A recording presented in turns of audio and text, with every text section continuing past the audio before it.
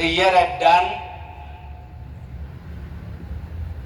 ለወንጌል ተብሎ በተያዘ አሁን እኔ በፊታችሁ በቆምኩበት በዚህ የትምህርተ ወንጌል ጊዜ የምንማርበት የትምህርታችን ርዕስ የጌታ ወንድም የሆነው ይሁዳ በጻፈልን በይሁዳ መልእክት 1 ቁጥር 21 ላይ ያለ ኃይለ ቃል መነሻ እናደርጋለን። እሱን መሰረት አድርገን ደግሞ የእግዚአብሔርን ቸርነቱን እና ፍቅሩን እያሰብን በድካማችንና በመዛላችን ጊዜ ሁሉ ኃይሉንና እርዳታውን እንደሚሰጠን ተስፋ አድርገን በጸጋ የሚጎበኘን አምላካችን ከኛ ጋር እንደሆነ አምነን የእግዚአብሔርን ቅዱስ ቃል እንሰማለን። የትምህርታችን መሪ ቃል ወይም ርዕስ በእግዚአብሔር ፍቅር ራሳችሁን ጠብቁ የሚል ይሆናል። የትምህርታችን መሪ ቃል ወይም ርዕስ ይሁዳ 1:21 ላይ ያለውን መሰረት ያደርጋል። ቃሉ ደግሞ በእግዚአብሔር ፍቅር ራሳችሁን ምን በሉ ጠብቁ የሚል ይሆናል። አምላካችን ልዑለ ባህሪ ንጹሐ ባህሪ ሁሉን የሚያውቅና ሁሉን የሚችል በቸርነቱና በምህረቱ ይረዳንና ያስተምረን ዘንድ የእሱ መልካም ፈቃድ ይሁን። እኛ ከሰማይ በታች የምንኖር ልጆቹ መንገድ ጠፍቶብን እንዳንቅበዘበዝ በሕይወታችን ውስጥ ተስፋ የመቁረጥ ጨለማ አጋጥሞን ተሰናክለን እንዳንወድቅ በሕያው ቃሉ ይደግፈንና ይረዳንም ዘንድ አሁንም የእሱ መልካም ፈቃድ ይሁን። በእግዚአብሔር ፍቅር ራሳችሁን ምን በሉ ጠብቁ። ይህን ቃል የጻፈልን ወይም የተናገረው ቀደም ብዬ የነገረኋችሁ የጌታ ወንድም ሐዋርያው ይሁዳ ነው። ይሁዳ በመስቀል ላይ ስለተሰጠንና ስለተደረገልን መዳን ሊጽፍ ከጀመረ በኋላ ነገር ግን እውነተኛዋን ሃይማኖት ከልዩ ልዩ ነገሮች ጋር የሚቀላቅሉና የሚደባልቁ አንዳንድ ሰዎች በክርስቲያኖች መካከል በመነሳታቸውና በመታየታቸው ምክንያት ስለተካፈልነው ስለ መዳናችን ልጽፍላችሁ ወድጄ ነበረ። ነገር ግን በመካከላችሁ የተነሱ እውነተኛዋን ሃይማኖት የሚቃወሙና የማይወዱ አንዳንድ ወገኖች ስላሉ ለእውነተኛዋ ሃይማኖት እንድትጋደሉ እጽፍላችኋለሁ ብሎ ይህንን የመልእክት ቃል ጽፎላቸዋል። ስለዚህ የቃሉ መልእክተኛ ወይም ጸሐፊ ይሁዳ ነው። የቃሉ ባለቤት ግን መንፈስ ቅዱስ ወይም እግዚአብሔር ነው። የቃሉ ባለቤት ማን ነው አለኋችሁ? መንፈስ ቅዱስ ነው። ከእግዚአብሔር ያልተቀበልነውና ያላገኘነው አንዳች ነገር የለም። ሁሉንም ከማን ተቀብለናል? ሁሉንም ከማን ተቀብለናል?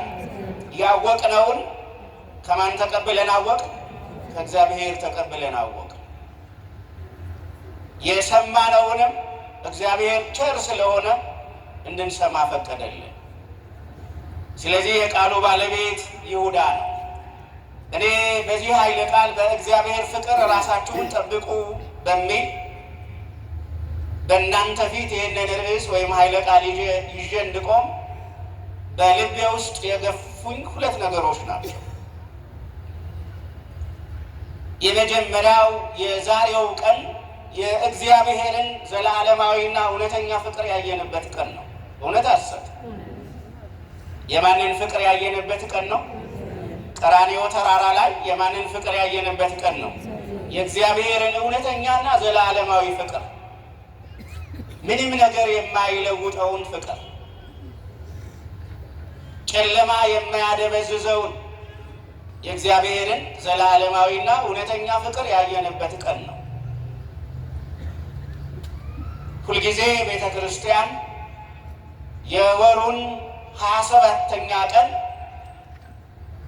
በቀራንዮ ላይ እግዚአብሔር ለእኛ የገለጠውንና ቃላት ሊተርኩትና ሊናገሩት የማይችሉትን ያንን የእግዚአብሔርን እውነተኛና ዘላለማዊ ፍቅር ታስባለች፣ ታስተምራለች።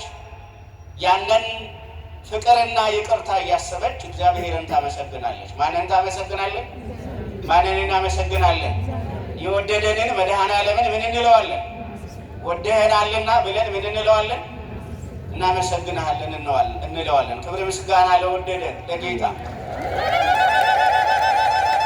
እዚህ መካከል ምንም እንኳን በኃጢአትና በበደል ጭቃ ውስጥ ቆይተን የመጣን ብንኖርና ራሳችንን ብናውቅም እንኳን ግን ማን ይወደናል? ማን ይወደናል? እግዚአብሔር ይወደናል። በእግዚአብሔር ያልተወደደ ትልቅ የለም፣ ትንሽ የለም፣ የተማረ የለም፣ ያልተማረ የለም። ሁላችንም በማን ተወደናል? በእግዚአብሔር ተወደናል። መድኃኔዓለም ወዶናል። እኛም መድኃኔዓለምን ምን እንለዋለን? እኛም መድኃኔዓለምን ምን እንለዋለን? እንወደዋለን። ትወዱታላችሁ? የማይወደው ይኖራል እንዴ? በፍጹም። ሁላችንም ምን እንለዋለን? እንወደዋለን።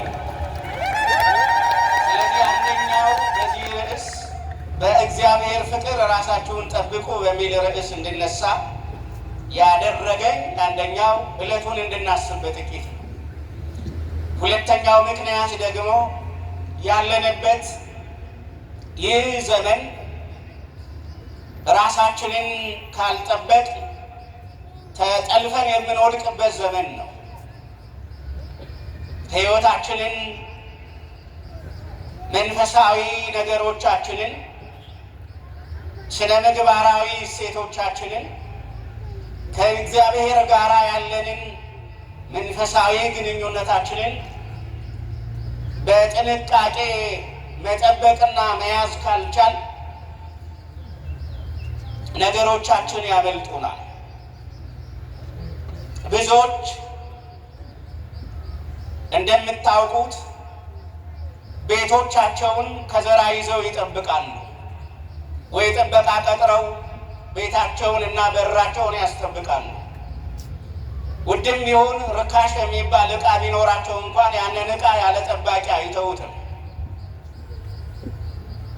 መኪኖች ያላቸው ልባቸው ከመኪናቸው ጋር፣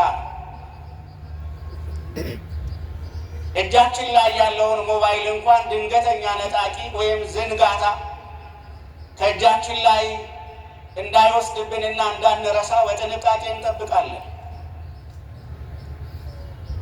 ጥሩ ነው መጠበቃችሁ። ግን መሰረታዊው የክርስቲያን ጥሪ ደግሞ መንፈሳዊ ሕይወቱን እንዲጠብቅ ነው። ስለዚህ መንፈሳዊ ሕይወታችንን እንድንጠብቅ ነው በዚህ ርዕስ የተነሳሁት። መንፈሳዊ ሕይወታችንን እንድንጠብቅ። መንፈሳዊ ሕይወታችንን ከማን ነው የምንጠብቀው?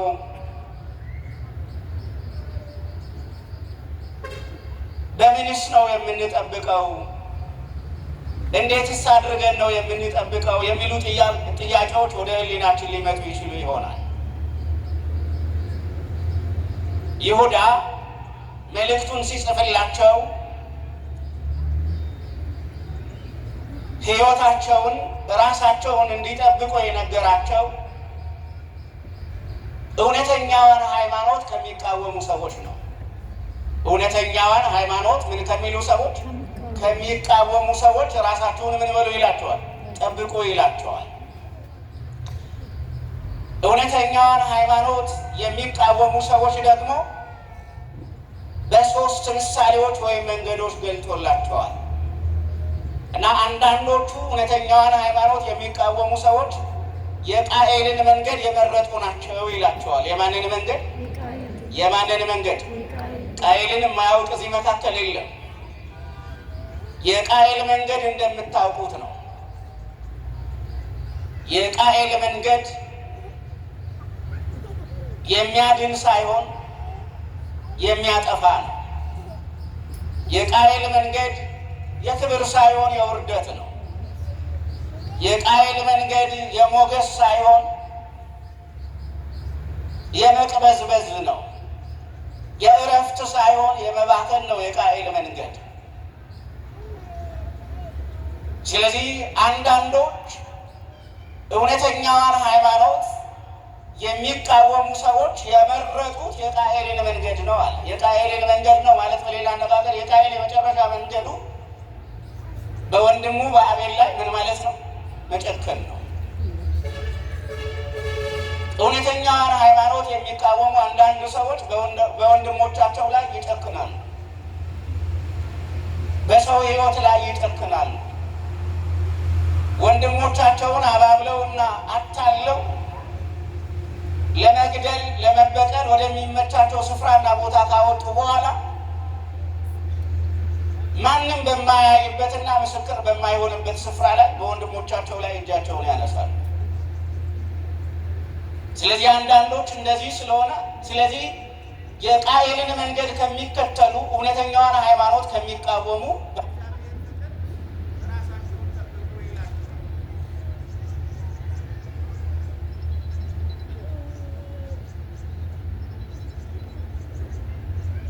የሚሆነውን ለነፍሳችንም የሚሆነውን ለስጋችን ይኸው እግዚአብሔር በምሕረት ዝናብ ጎብኝቶናል። አይደለም ጎብኝቶናል። ለካ እኛንን ክፉ የሆን እንጂ እግዚአብሔር አሁንም በስፍራው ነው። ቸርነቱንና ምሕረቱን ምን አላለ? አላቋረጠም። እግዚአብሔር እኛንን ስፍራ የለቀቀ እኛንን ቦታ ያቀየር። ስለዚህ እግዚአብሔር ወደ እኛ ሲመለከት እኛንን የታጣን እንጂ እኛ ወደ ላይ ስንመለከት ማን አለ? ማን በዙፋኑ አለ? ማን በምህረቱ አለ? ማን በመጋቢነቱ አለ? ማን ምድርን በመጎብኘት አለ? እግዚአብሔር። ክብር ምስጋና ለዚህ ቸር ለሆነ አምላክ እና በእግዚአብሔር ፍቅር ራሳችሁን ጠብቁ ሲል የቃኤልን መንገድ ከሚከተሉ ራሳችሁን ምን በሉ እያላቸው ነው? ጠብቁ እያላቸው ነው። ሁለተኛው የበለዓምን ደመወዝ ከሚፈልጉ ነው የሚላቸው። የማንን ደመወዝ? የማንን ደመወዝ? የበለዓምን በኦሪት ዘኍልቍ ምዕራፍ 22 ጀምሮ ታሪኩ ይታወቃል። ይህ ሰውዬ የረገመው የሚረገምለት የባረከው ደግሞ የሚባረክለት ሰው ነበረ። እስራኤላውያን በእግዚአብሔር ምሕረትና ቸርነት እየተመሩ ከግብፅ ሲወጡ የሞዓባውያን ንጉሥ የነበረው ባላቅ ብዙ ወርቅ ላከለትና ወደ ምድሬና ወደ ድንበሬ እየተጠጋ ያለ እንግዳ ሕዝብ አለ፣ ይህንን እንግዳ ሕዝብ ናና እርገምልኝ አለ። በለዓም ወርቅ ከተቀበለ ብር ካገኘ ሁሉንም ምን ይላል? ሁሉንም ይራገማል። አንዳንዶቹ እንደዚህ ናቸው አይደለም? ገንዘብ ካገኙ የሚሰሙት ድምፅ የለም። ብር ካዩ ሁሉንም ነገር ይክዳል። ወዳጅ የላቸውም፣ ድምፅ አይሰሙ እና ይህ ሰው ወርቅ ተበድሮ ወይም ወርቅ ተቀብሎ ለመራገም ከመሄዱ አስቀድሞ እግዚአብሔር ይህንን ሕዝብ ለመራገም እንዳትሄድ ብሎ የከለከለው ሰው ነበረ። ምን እንዳትሄድ። ይህ በምድረ በዳ የሰፈረው ሕዝብ የኔ ነው። የማን ነው? የኔ ሕዝብ ነው። እግዚአብሔር በነገራችን ላይ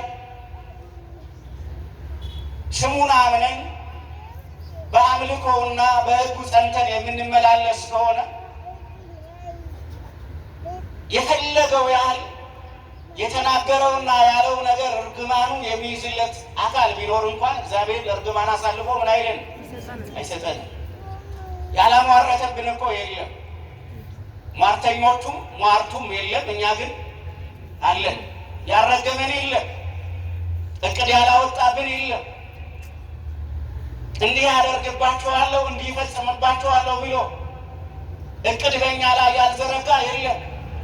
ግን እነዚያ የታሰቡ በጨለማ የተመከሩ በተዘጋ ቤት ውስጥ የወጡ እቅዶች በሙሉ እግዚአብሔር ከኛ ጋራ ስለሆነ ሰዎች እንዳሰቡት አልሰሩ።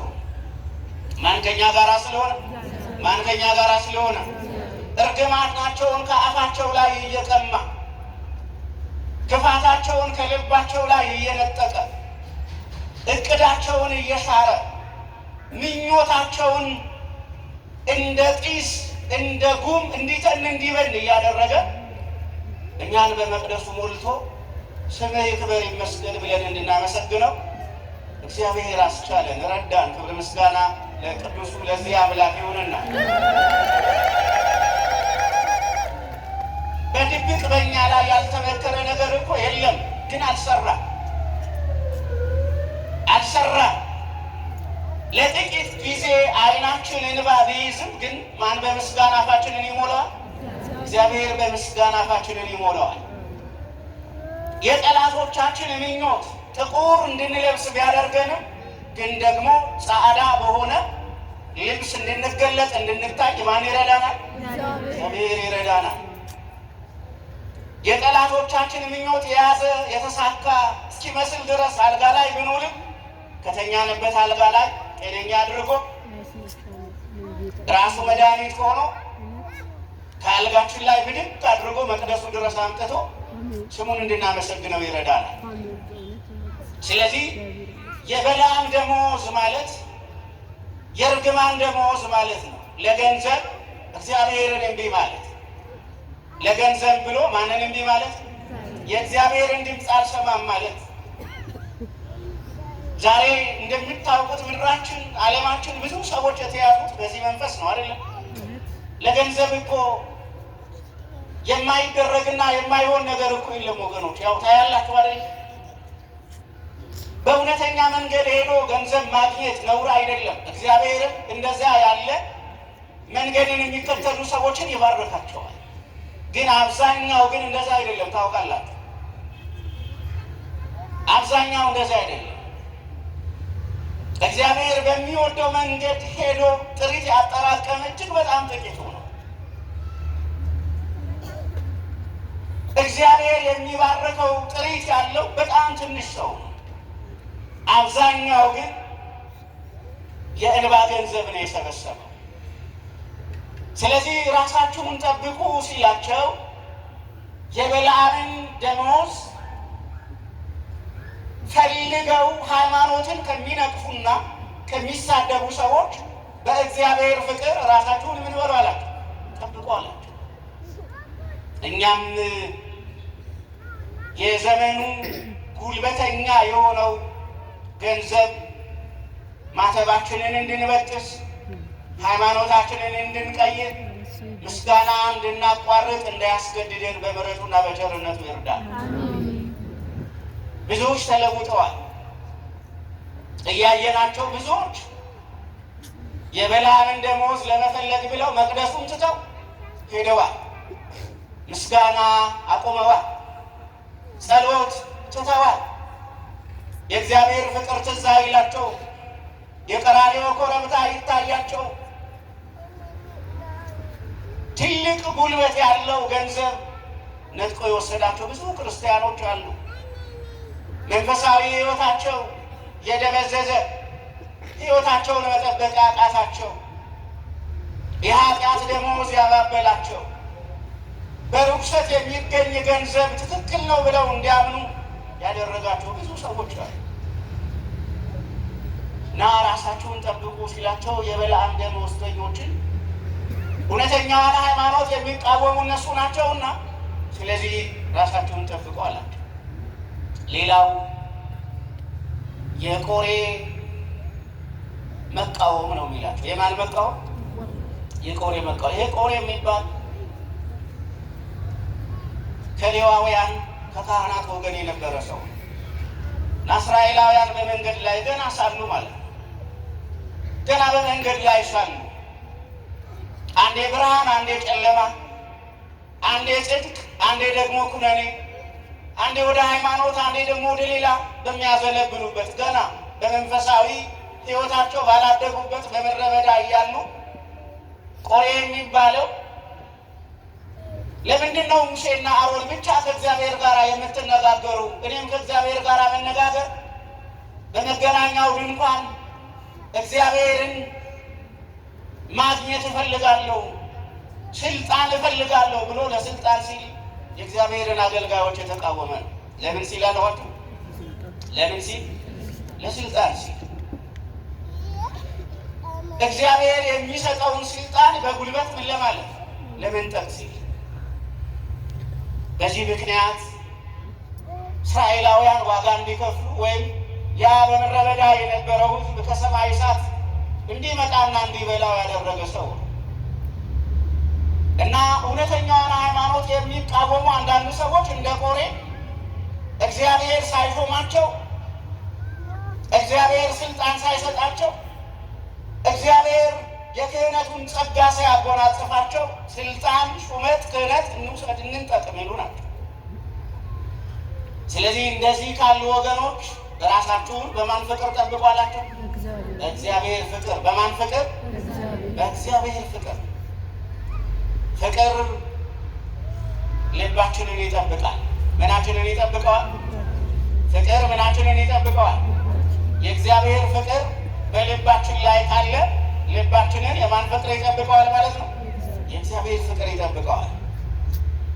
እውነተኛ ክርስቲያኖች በልባቸው ላይ የእግዚአብሔር ፍቅር አለ። የእግዚአብሔር የፍቅር ብርሃን በልባቸው ላይ የበራ ሰዎች ደግሞ በልባቸው ውስጥ ቂም የለም፣ ጥላቻ የለም፣ ዘረኝነት የለም፣ ክፋት የለም፣ ተንኮል የለም፣ ነፍሰ ገዳይነት በልባቸው ውስጥ የለም፣ ነጣቂነት በልባቸው ውስጥ የለም። የማን ፍቅር በልባቸው ላይ ከበራ? እግዚአብሔር ፍቅር በልባቸው ላይ ከበራ። ቅዱሳን እግዚአብሔርን ደስ ያሰኙት በልባቸው ላይ የማን ፍቅር በርቶ ነው? የእግዚአብሔር ፍቅር ልባቸው ላይ በራ። በልባቸው ላይ የነበረውን ጨለማ የማን ፍቅር በብርሃን ገፈፈው? የእግዚአብሔር ፍቅር በብርሃን ገፈፈው። ልባቸው ተለወጠ። ልባቸው ተለወጠ። የክርስቶስ ፍቅር ልባቸው ላይ እንደ እሳት ነደደ፣ እንደ ብርሃን ቦገግ አለ። የክርስቶስ ፍቅር ልቡን የነካው ሰው ቂም ልቡን ሊያጨልመው ሲል በክርስቶስ ፍቅር ያበረዋል። አሁን የኛ ያያችሁ ትልቁ ችግራችን ጸሎታችንም፣ ልመናችንም፣ ምስጋናችንም፣ ምህላችንም፣ ሱባኤያችንም ለውጥ አላመጣ ያለው ልባችን ላይ የማን ፍቅር ስለሌለ ነው? የእግዚአብሔር ፍቅር ስለሌለ ነው። እና ልቡ ላይ ፍቅር ያልያዘ ሰው ዝም ብሎ በከንፈሩ ቢያለበልብ ድራማቲካል ሰው ነው እንጂ የሚሆነው መንፈሳዊ ሰው ይሆናል? በፍጹም። አብዛኞቻችን ድራማቲካል ሰዎች፣ በእግዚአብሔር ፊት ሳይቀር ትወና የምንለማመድ፣ በእግዚአብሔር ፊት ሳይቀር ድራማ የምንሰራ፣ ሁሉን የሚያውቀውን እግዚአብሔርን ከልባችን ለመደበቅ ጥረት የምናደርግ። ስለዚህ የእግዚአብሔር ፍቅር በልባችን ላይ ካለ ልባችንን ምን ይለዋል አልኳችሁ? ይጠብቀዋል። ሰይጣን አጥብቆ የሚፈልገው በነገራችን ላይ ምናችንን ነው? ልባችንን አጥብቆ ይፈልገዋል። ልባችን ከተያዘ ሁሉም አካላችን በማን ቁጥጥር ስር ዋለ ማለት ነው? በሰይጣን ቁጥጥር ስር ዋለ ማለት ነው። ለዛ ነው ጥበበኛው ሰሎሞን በምዕራፍ 4 ቁጥር 23 ላይ ልጄ ሆይ አጥብቀህ ልብህን ጠብቅ፣ የሕይወት ምንድን ነውና መውጫ ነውና ይላል። ልጄ ሆይ አጥብቀህ ልብህን ምን በለው? ጠብቀው። ልብህን አጥብቀህ ጠብቅ ነው የሚለው። የልባችንን በር ለጠላት ለዲያብሎስ ዘግተን ልባችንን እንድንጠብቅ እግዚአብሔር በምሕረቱ ይርዳል። ስለዚህ የመጀመሪያው አያችሁ የእግዚአብሔር ፍቅር ምናችንን ይጠብቃል አልኋችሁ? ልባችንን ይጠብቃል። የእግዚአብሔር ፍቅር ልባችንን ይለውጠዋል። የእግዚአብሔር ፍቅር ልባችን ላይ እንደ እሳት ይነዳል። እንደ አንዳንድ አይታችሁ ከሆነ እንኳን በስጋዊ አንድ አባቱን ወይም እናቱን የሚወድ አንድ ልጅ አያችሁ ወይ ለአባቱ ወይ ለእናቱ ያለው ፍቅር ሁልጊዜ ልቡ ላይ ትዝ ይለዋል አይለውም? ትዝ ይለዋል። እና ድንገት ተነስተህ ወደ እናትህ ሂድ ይለዋል። ድንገት ተነስተህ እናትህ ጋር ደውል ይለዋል። የእግዚአብሔር ፍቅር ልባችንን ሲነካው እኮ ቤታችን ይቀዘቅዘናል። የማን ቤት ይሞቀናል? የእግዚአብሔር ቤት ይሞቀናል። ዓለም ጠቅልላ ቤታችን ያቀረበችው ማታለያ፣ ማባበያ፣ ጨዋታ ሁሉ ተራ ነገር ይሆንብናል። እግዚአብሔር ቤት የምንሰማው አንድ ቃል ደግሞ ትልቅ ክብርና ቅድስና ያለው ይሆንብናል። በልባችን ላይ የማን ፍቅር መቀመጥና መብራት ይችላል? የእግዚአብሔር ይሁዳ ይህንን ነው የሚያስተምራቸው። ይህንን ነው የሚያስተምር። እኛ የዘላለም ሕይወት መንገደኞች ነን። እኛ የዘላለም ሕይወት ተጓዦች ነን። እኛ በእግዚአብሔር ቸርነት ወደ ዘላለም ሕይወት የምንጓዝ የምንሄድ ሰዎች ነን፣ ክርስቲያኖች ነን። በምድር ላይ ቋሚ የሆነ ነገር የለንም። በዚህ ምድር ላይ ረጅም ዘመን ለመኖር አልመጣንም። እንሄዳለን። የዘላለም ሕይወት አለ። በእግዚአብሔር ምሕረት የምኖር ሰው እግዚአብሔር በምሕረቱ የሚሰጠን ተቀብለን እንደገና የማናጣው ገብተን እንደገና የማንወጣበት የእግዚአብሔር የዘላለም ምሕረት ለእኛ የሚያደርገው የእግዚአብሔር መንግሥት አለ፣ የዘላለም ሕይወት አለ እና ወደዚያ በምናደርገው ጉዞ ውስጥ በዚህ ምድር ላይ ባለንበት ጊዜ በእግዚአብሔር ፍቅር ራሳችንን ምን እንበል? ጠብቅ። የእግዚአብሔር ፍቅር ልባችንን ይጠብቀው እና ሰሎሞን ልጄ ሆይ አጥብቀህ ልብህን ምን በለው? ጠብቀው። ዛሬ ልባችንን አልጠብቀው ብለን አይታችኋል አይደለ? ልባችን እኮ የዘረኝነት መጫወቻ ሜዳ እኮ ነው አይደለም እንዴ? የብዙዎቻችን ልብ እኮ የዘረኝነት የኳስ ሜዳ እኮ ነው። ተጣሉ ሲሉን እንጣላለን፣ ተጋደሉ ሲሉን እንጋደላለን አይደለ እንዴ? እንደዛ እኮ ነው። ጥቂት ሰዎች ተነስተው የሆነ ነገር ሲሉን ሁላችንም ግር እንላለን። እንዲህ ያለውን ሕይወትና ልምምድ እግዚአብሔር ከኛ ያረቀልን።